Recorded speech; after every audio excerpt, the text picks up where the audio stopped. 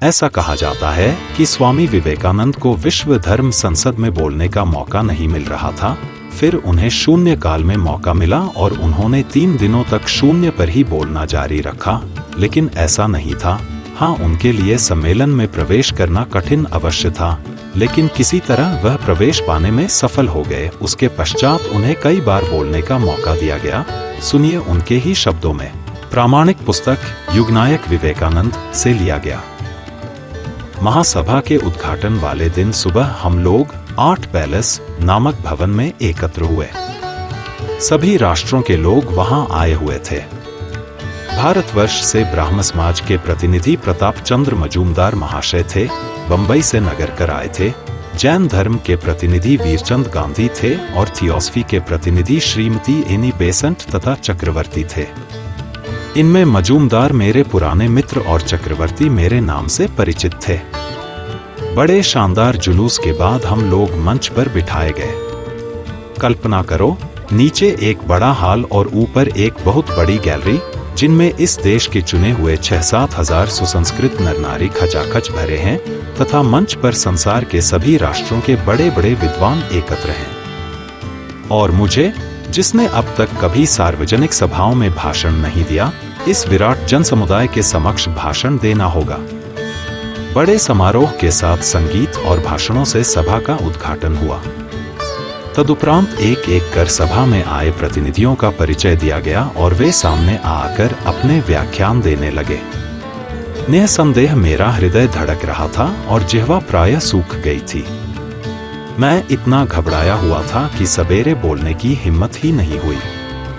मजूमदार की वक्तृता सुंदर रही। चक्रवर्ती की तो उससे भी सुंदर रही।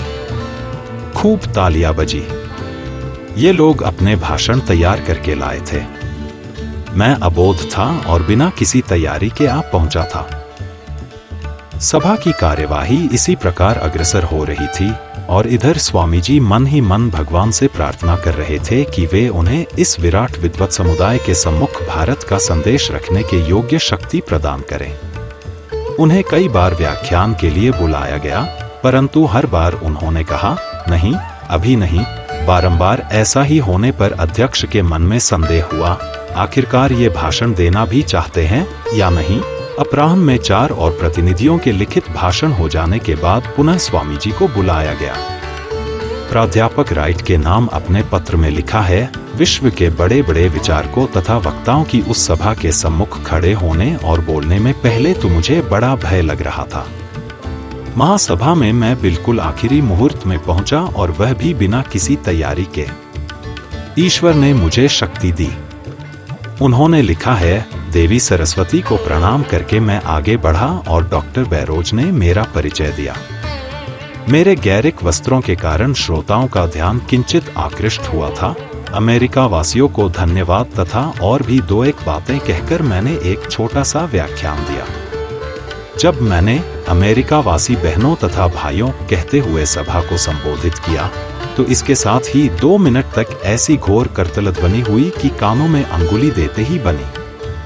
तब मैंने बोलना आरंभ किया और जब मैं अपना वक्तव्य समाप्त करके बैठा, तो भावावेग से मानो मैं अवश हो गया था। अगले दिन सभी अखबारों में छपा कि मेरा भाषण ही उस दिन सर्वाधिक मर्मस्पर्शी बन पड़ा था। अतः पूरा अमेरिका मुझे जान गया। महान टीकाकार श्रीधर ने सत्य ही लिखा है, मूक करोति वाचालम, अर्थात जिन प्रभु की कृपा गूंगे को भी धारा प्रवाह वक्ता बना देती है, उनकी जय हो। उसी दिन से मैं विख्यात हो गया और जिस दिन मैंने हिंदू धर्म पर अपनी वक्तृता पढ़ी, उस दिन तो हाल में इतनी भीड़ हुई जितनी पहले कभी नहीं हुई थी। महासभा के अधिवेशन जितने दिन जारी रहे, उतने दिन प्रतिनिधियों को बड़ा व्यस्त रहना पड़ा।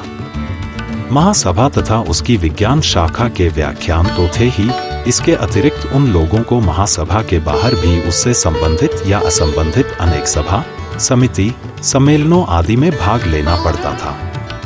स्पष्ट है कि महासभा के श्रेष्ठतम एवं सर्वाधिक लोकप्रिय वक्ता स्वामी विवेकानंद को इन कुछ दिनों के दौरान विश्राम नहीं मिला। हाँ, इन समस्त व्याख्यानों का पूरा विवरण नहीं मिलता।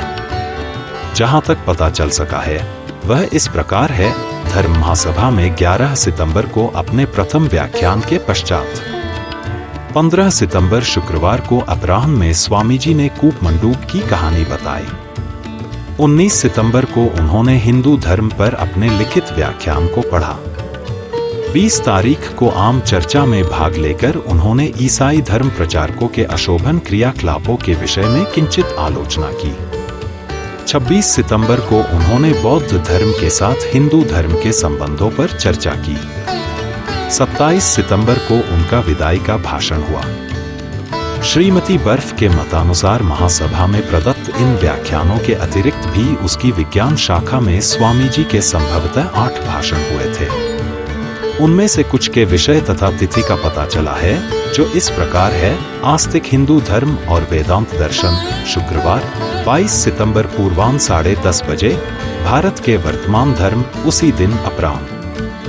पूर्व प्रदत्त भाषणों के विषय में शनिवार 23 सितंबर। हिंदू धर्म का सारतत्व, सोमवार 25 सितंबर। और भी कुछ व्याख्यानों तथा स्वागत समारोहों के संवाद मिलते हैं। 27 सितंबर को उन्होंने सम्मेलन की विदाई पर अपना अंतिम व्याख्यान दिया। अभी तक हमें इस बारे में कोई तथ्य नहीं मिला है कि उन्होंने शून्य काल में शून्य पर व्याख्यान दिया। ये तथ्य स्वामी गंभीरानंद जी द्वारा लिखित प्रामाणिक पुस्तक युगनायक विवेकानंद से एकत्रित किए गए हैं।